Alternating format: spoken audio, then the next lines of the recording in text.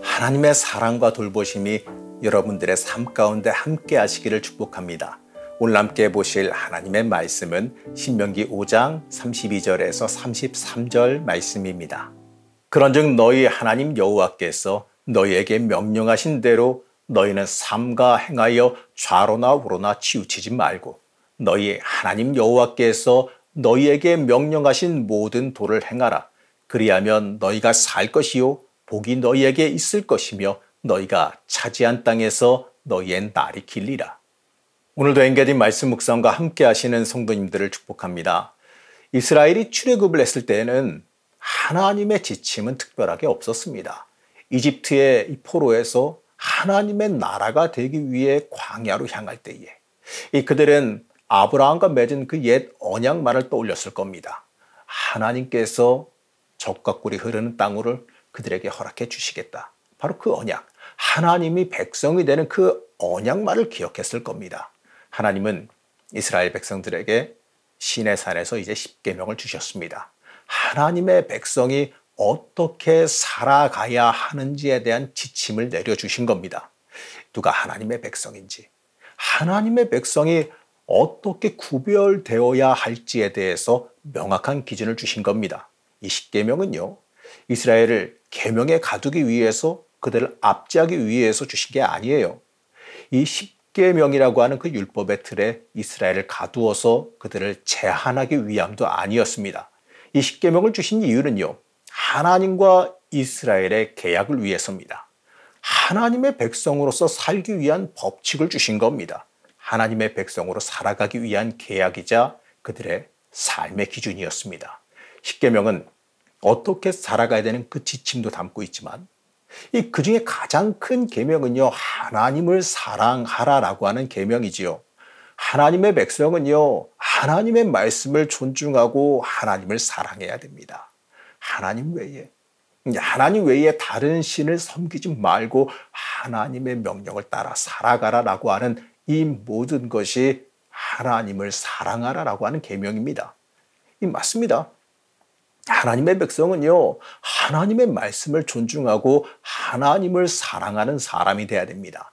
십계명을 지켜야 되는 그 이유도요, 하나님의 징계가 무서워서가 아니지요.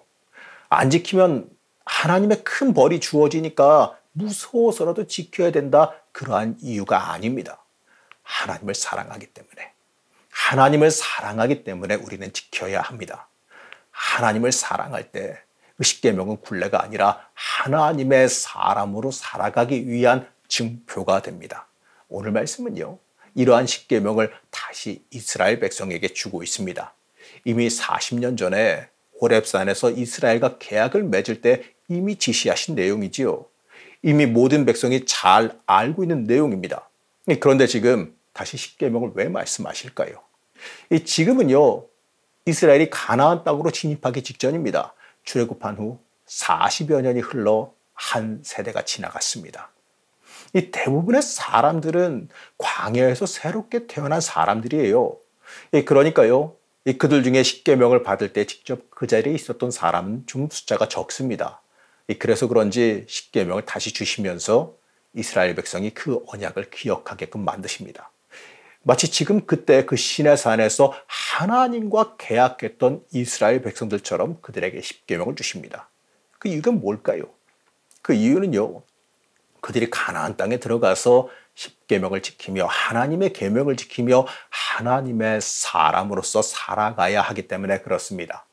아까도 말씀드렸지만 이 십계명을 주신 이유는요, 하나님을 사랑하며 살아가라라고 하는 명령이에요. 이제 가나안 땅에 들어가야 되는 그 이스라엘 백성들에게 이것을 잊지 말라라고 하는 의미입니다. 가나안 땅에 들어가 이 정복 전쟁을 하며 나라를 이루어야 하는 그 이유도 하나님을 사랑하기 때문이지요. 그래서 하나님의 백성으로 하나님의 언약을 이루어내기 위해서 가나안 땅에 들어가야 합니다. 맞습니다. 여러분, 우리도 그래야 됩니다. 우린 인생을 살아가면서 하나님을 무서워하면서 살아갈 것이 아니라 하나님을 사랑하며 살아가야 돼요. 이스라엘 백성은 하나님을 두려움의 대상으로만 여겨서는 안 됩니다. 하나님을 사랑하며 하나님을 존중하며 하나님을 위해서 살아가야지만 합니다. 그것이 그들이 존재하는 존재 이유이기 때문에 그렇습니다. 모세는 6장 5절에서 이렇게 말합니다. 너는 마음을 다하고 뜻을 다하고 힘을 다하여 내 하나님 여호와를 사랑하라. 어떻게 하면 하나님을 기쁘시게 해야 할지, 어떻게 하면 하나님의 뜻에 맞게 살아갈지 생각해야 됩니다. 우리도 우리 인생을 좀 돌아봐야지요. 우린 과연 하나님을 사랑하며 살아가고 있는지 돌아봐야 됩니다.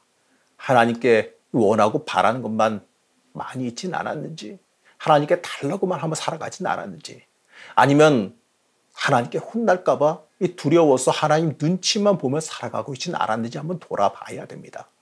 오늘 말씀은요, 우리 인생이 치우치지 말고 하나님만 바라봐야 한다라고 말하지요. 맞습니다. 그렇게 살아가면 인생의 살 길이 날 것이고 살아갈 날이 길어질 것이다라고 말씀합니다. 32절에서 33절 보시겠습니다. 그런즉 너희 하나님 여호와께서 너희에게 명령하신 대로 너희는 삼가 행하여 좌로나 우로나 치우치지 말고 너희 하나님 여호와께서 너희에게 명령하신 모든 도를 행하라. 그리하면 너희가 살 것이요 복이 너희에게 있을 것이며 너희가 차지한 땅에서 너희의 날이 길리라. 여러분, 우린 이 말씀을 잊지 말아야 됩니다. 우리 인생은 하나님의 길을 따라가야지요. 하지만 중요한 건요, 그 길을 따라가면서 괴로움으로 걸어가지 말아야 돼요. 하나님 따라가는 길, 하나님께서 인도하시는 길은요, 우리에게 복된 길이고 생명이 있다는 그 사실을 잊지 말아야 됩니다. 여러분, 하나님의 길에 소망이 있습니다. 하나님의 길이 우리의 날을 길게 하는 하나님의 도움과 역사가 함께하는 길이 될 겁니다. 하나님은 이스라엘에게 이 가나안 땅에 들어가면서 이것을 잊지 말라라고 하십니다. 맞습니다, 여러분. 인생의 본질을 잃어버리면, 삶의 목적을 잃어버리면 그 인생 자체가 괴로운 삶이 될 수밖에 없어요. 우리는 하나님의 사랑을 기억하기 때문에 하나님의 길로 들어가야 되고 하나님의 법으로 살아가야 됩니다. 여러분, 그럴 때 우리 인생에도요, 놀라운 은혜와 복이 임한다는 그 사실을 믿어야 됩니다. 사랑하는 성도 여러분, 우리도 한번 생각해 보시기 바랍니다. 과연 나는 하나님을 사랑하며 살아가고 있는지 한번 생각해 보시기 바랍니다. 혹여나 하나님을 무서워하거나 이 하나님께 무엇인가 얻어내려고만 하지는 않았나요? 내가 말씀대로 살아가고 복음 지켜 행하는 그 모든 것이 하나님 사랑하기 때문인지 한번 생각해 보시기 바랍니다. 많은 그리스도인들이요, 이 사실을 잊어버리고 살고 있는 것처럼 같습니다.